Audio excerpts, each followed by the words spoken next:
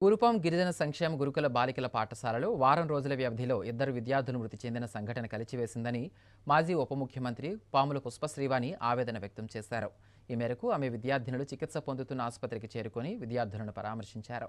అనంతరం గురుకుల బాలికల పాఠశాలకు వెళ్లి విద్యార్థినుల మరణాలకు అనారోగ్యానికి గల కారణాలను ప్రిన్సిపల్ సిబ్బందిని అడిగి తెలుసుకున్నారు. ఈ సందర్భంగా పాముల పుష్పశ్రీవాణి మాట్లాడుతూ ప్రభుత్వ నిర్లక్ష్యంతోనే గిరిజన విద్యార్థులు మృత్యువాత పడుతున్నారని విమర్శించారు.